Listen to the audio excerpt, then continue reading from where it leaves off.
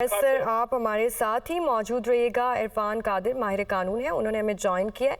Sir बहुत शुक्रिया आपके वक्त का। सर ये फैसला आया है और बानी पीटीआई और शाह महमूद कुरैशी को 10 साल कैद की सज़ा सुनाई गई है। इस फैसले को कैसा देखते हैं आप? देखिए, सबसे पहली बात तो यह है कि मैंने भी ये फैसला पढ़ा नहीं है, मुझे इसकी कोई नकूल मुहैया नहीं हुई। दूसरी बात यह है कि इसके डेफिनेटली पॉलिटिकल रिपरकशंस होंगे, क्योंकि इलेक्शंस जो है वो आपके सामने हैं। इलेक्शन आने वाले हैं और 8 तारीख इलेक्शन का दिन है।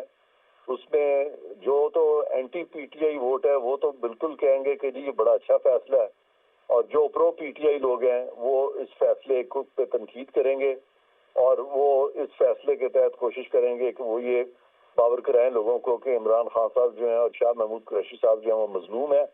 तो ये दोनों तरफ ये मामला जा सकता है। तो लेकिन फैसला जब तक मैं पढ़ूँ ना, उसकी जो कानूनी मुहर्रिकात हैं उस पर मैं तब तक कमेंट नहीं करूंगा जब तक मैं फैसला पढ़ न लूँ। जी, फैसला पढ़ना लें। सर ये भी बताइए कि बानी पीटीआई के बाकी केसेस में अब आप क्या मुस्तकबिल देख रहे हैं इस फैसले के बाद?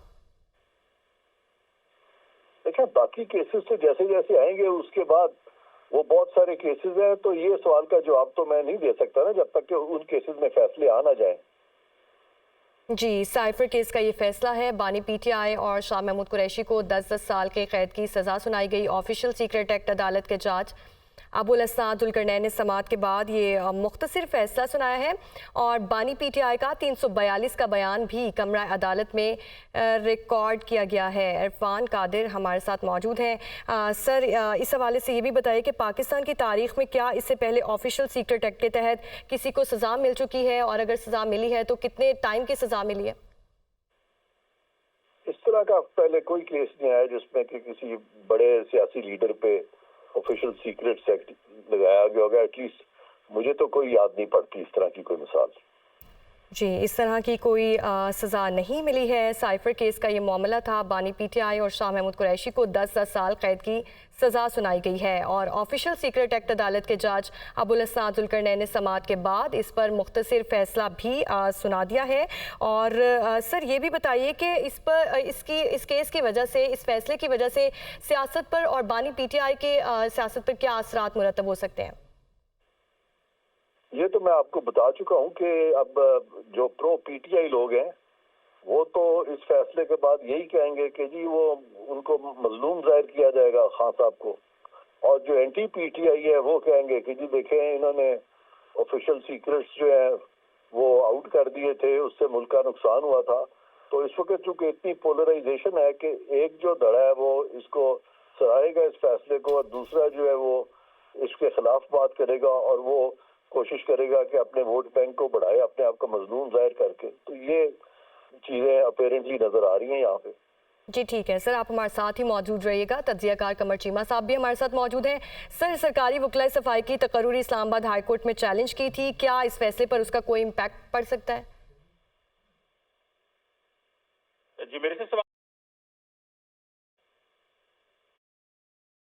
जी ठीक है, आप हमारे साथ ही मौजूद रहिएगा। साइफर केस का ये मामला, बानी पीटीआई और शाह महमूद कुरैशी को 10 साल कैद की सज़ा सुनाई गई। अदील वड़ाइच भी हमारे साथ मौजूद हैं। अदील, यही आपसे भी सरकारी वकला सफाई की तकर्रुरी इस्लामाबाद हाई कोर्ट में चैलेंज की गई थी, क्या इस फैसले पर इसका कोई इम्पैक्ट पड़ सकता है? देखिए, इस स्टेज पे इसको फाइनलिटी मिल गई। अब ये मामला इस्लामाबाद हाई कोर्ट में इस पे कोई रिलीफ इसलिए नहीं मिल सकता। अगर ये फैसला अभी ना आया होता और इस्लामाबाद हाई कोर्ट पे ये मामला टेकअप हो जाता और इस्लामाबाद हाई कोर्ट की जानिब से अदालत को ये बाउंड कर दिया जाता कि आप उस वक्त तक फैसला नहीं सुनाएंगे जब तक कि इस मामले पे हम कंक्लूड नहीं कर लेते कि इसका नतीजा क्या निकलेगा, कि क्या ये सरकारी वकला जो हैं ये इजरा कर सकते थे या नहीं कर सकते थे। लेकिन वो मामला अब क्लोज हो गया क्योंकि फैसला आ गया है, और ये फैसला जिस तरह गुज़िश्ता रोज से। जी ठीक है अदील, आप हमारे साथ ही मौजूद रहिएगा। माहिर कानून हाफिज एहसान साहब ने भी हमें ज्वाइन किया है। सर बहुत शुक्रिया आपके वक्त का। सर ये फैसला आया है, बानी पीटीआई और शाह महमूद कुरैशी को 10 साल कैद की सज़ा सुनाई गई है, और इस फैसले को आप कैसा देखते हैं? और ये भी बताइएगा कि इस फैसले से 8 फरवरी के इलेक्शंस पर कोई असरात मुरतब हो सकते हैं? بسم اللہ الرحمن الرحیم. آپ کا بہت شکریہ کہ آپ نے موقع دیا. 8 فروری کے الیکشن جو ہے وہ تو ایک انڈیپینڈنٹ کانسٹیٹیوشنل ریکوائرمنٹ ہے اور اس کے اندر سپریم کورٹ آف پاکستان جو ہے انہوں نے ایک آرڈر کیا ہوا ہے اور اس آرڈر کے مطابق ساری چیزیں یہ الیکشن پروگرام چل رہا ہے اور الیکشن 8 فروری کو اس ملک کے اندر ہوں گے. اب جہاں تک اس کیس کی بات ہے اس کے اندر 3 بڑے امپورٹنٹ پہلو ہیں.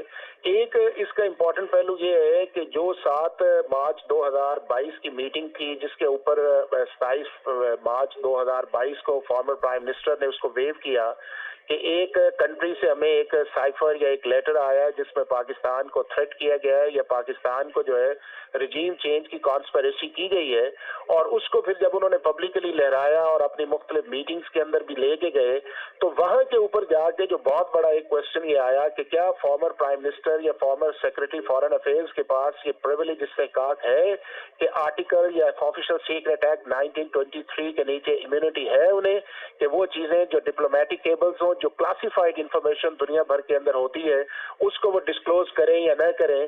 تو یہ ایک ایسی چیز تھی جس کے اوپر لا یا کانسٹیٹیوشن کے اندر کوئی امیونٹی یا استحقاق نہیں تھا لیکن فارمر پرائم منسٹر یا فارن سیکرٹری جو تھے وہ اس بات پہ بضد تھے کہ as a prime minister of Pakistan ان کا استحقاق ہے. دوسرا اس چیز کے اندر یہ ہے کہ 3 ایسے اسٹار وٹنسز تھے جن کی اسٹیٹمنٹس بھی آئیں وہ بڑے امپورٹنٹ تھے. ایک اسد مجید تھے جو ہمارے ایمبیسیڈر تھے جنہوں نے اس میٹنگ کے متعلق لکھا. دوسرے سہیل محمود تھے جو ہمارے فارن سیکرٹری تھے اور تیسرے اعظم خان جو پرنسپل سیکرٹری تو پرائم منسٹر تھے.